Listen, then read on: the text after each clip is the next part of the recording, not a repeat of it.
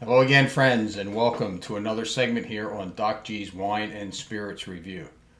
I don't know about where you are in the country, but right now here we're on the verge of maybe some more snow, but we have seen major melt from the freeze down we had in February. A good nickname for the month, February freeze down. So hopefully that's all going to disappear. But that's not what we're here to talk about today. Today we're going to talk about a nice red wine that could potentially warm us up over the next couple of days in case we do get a bit of a blowout here.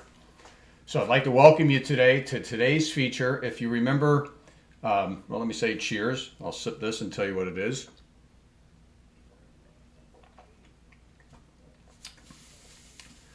Today's feature is going to be a continuation, well, the start of, if you remember last month, I told you I planned to bring you 6 different, what I'm calling esoteric wines, both in red and white. In January, I started off by presenting to you Mourvèdre, the grape from Hungary. Today, I'm going to start our journey through 6 different reds that I have selected. We're going to do one a month, and since this is the second month of the year, February is going to be a red month. So we'll skip back to, we'll alternate colors, and by the end of the year, we'll have one big final grape to close out this segment. Today's segment is going to feature a grape that is near and dear to me, one that I fell in love with in California, and then as I did more research, came to find it is grown in different places around the globe. So to present to you that grape, it's right here in this glass. You can see it's a very dark and inky wine. It exists as a single varietal, and it is also used as a blending grape. And I have 2 examples of each here on the table. But to break the suspense, the grape I'm going to share with you today is the red grape called Mourvèdre. And you might see it by different names. This one is called Monastrell. This is from Spain, which is where the grape is thought to have originated. This one is Mataro, or Mourvèdre, which is often called in California. This is one of my favorite red California wines. It's a lovely version of the Mataro. I'll talk briefly about each of these wines. I'm only pouring one because to drink 4 of these red ones, boom, I'm going to be gone. So what I'd like to talk to you about, though, are some general characteristics of this wonderful grape. And we'll sample a little bit, and we'll talk about how it's used in blending. So as I said to you, you'll find the name of it as Mourvèdre, as Mataro, as Monastrell. It has some other very esoteric names that I don't think you need to worry about. Its main origins are Spain, France, California, and Australia. And the reason for those grapes is in France it's grown mainly in the southern Rhone, in Bandol region.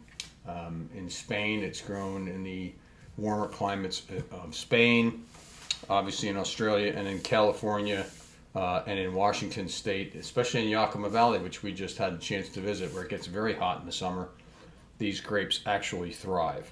So I've given you a representative sample. I actually have some other Mourvèdres, but I didn't want to take too much time and overdo it for you. So the areas in Spain where you would get this, a place called Jumilla, Alicante. In France, as I said, Bandol in the Rhone, especially the southern Rhone, South Australia, and California and Washington in the United States. So that's where you get it. So now what do you get when you have, what can you expect to find when you sample a Mourvèdre, or even wines with Mourvèdre in it, which I'm going to talk about in a minute. It's going to be, let's just go right to our nose here. Let me swirl this a little bit. It's been on air a little bit. You're going to get blueberry on the nose, which I'm getting, blackberry, plum. You might get some black pepper, some violet, some rose. It just depends. It depends on what you pick up in your palate. It's what I would call a meaty wine. It's really, I like to say chewy, and I say that in a good way because it really fills your mouth. This is not a wine for the meek. It just screams out char-grilled steak. So there's oak on it. The tannins are high. It's a rustic wine. You've got to be ready to drink Mourvèdre. If you're a big Cabernet Sauvignon fan, you want to take a walk on the wild side, I would suggest you try Mourvèdre. It is also, you'd have to say it's also full-bodied. It on the palate, you'll get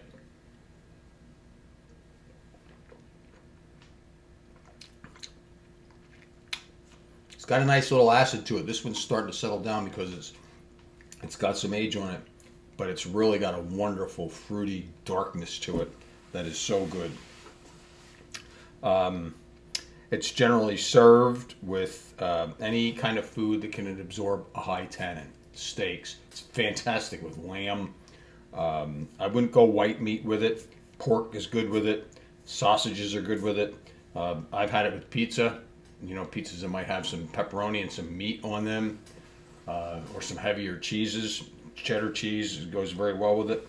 You can put some vegetarian dishes that might have mushrooms and some rosemary and thyme mixed in with them. Any kind of soy, something that has big umami in it. So that is pretty much a quick walkthrough.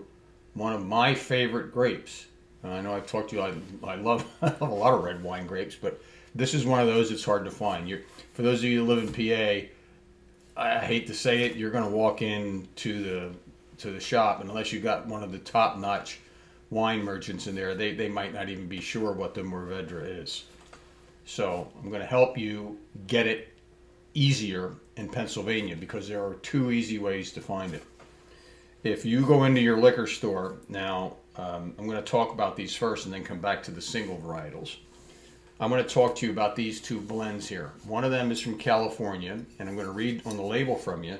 This is a Côte de Tablas from Tablas Creek, which is a winery we visited a couple years ago, and it is an homage to the Côte du Rhône wines in southern France, but I actually have one of those here too. But I'm going to read to you, this is a blend, and this is where Mourvèdre really shines.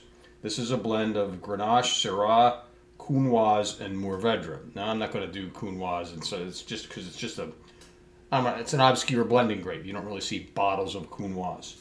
But you will see Mourvèdre mixed in with these, and it just makes the wine wonderful. And this one is one from France. This is a Southern Rhone. It's a 2019. This is about ready to go. It's a Côte du Rhône Village. In wine parlance, in wine speak, they call them GSM wines. Grenache, Syrah, and Mourvèdre. Or if someone talks to you about a Côte du Rhône, which is the Rhone Valley area, the Rhone Valley coast, so to speak, along the Rhone River, they will call them GSMs. Grenache, I already said that. They call them Côte du Rhône wines. So these wines all feature a whole bunch of Rhone grapes, Syrah, Grenache. Other minor grapes might be mixed in with them, but Mourvèdre plays a key role in them. And that, my friends, is how you can get to taste a little bit to feel the impact of Mourvèdre without buying a bottle of Mourvèdre, which is what these 2 are. These are single varietal Mourvèdres. So when you go into your wine shop, wherever it is, just look around the shelves and look for anything that says Côte du Rhône on it, Côte du Rhône Village, Chateauneuf du Pape, which are kind of expensive. That's one of the places where Mourvèdre also appears. These single varietal ones, this is one that I have been drinking for years from Contra Costa County in California. And this is a 2018. These old vines are over 100 years old. So this is a powerful, wonderful, I actually love that label to reflect those old wines or vines.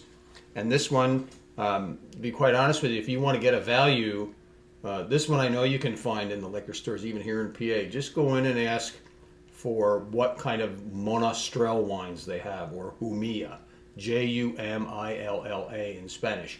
Humilla wines are Mourvèdre. And they're all going to have the basic same profile. They're all going to taste kind of the same. The best value for your Mourvèdre are either California ones. Klein makes a good one, which I happen to have a bottle of that. I didn't break it out here. This one from Spain. There are literally probably hundreds of wineries in Spain who are making are bottling Monastrell.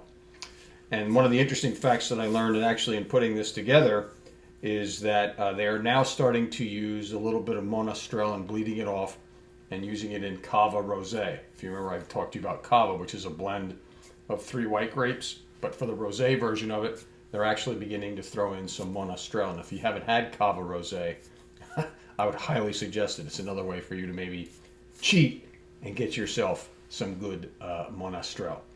So there you have it, my friends. Our first esoteric red wine grape of 2026 is Mourvèdre, Mataro, and Monastrell. So I'll post a little bit to help you find getting some of them. And we'll be back next month with our next white grape. And I'll tell you what that is then. So until then, stay warm, stay safe,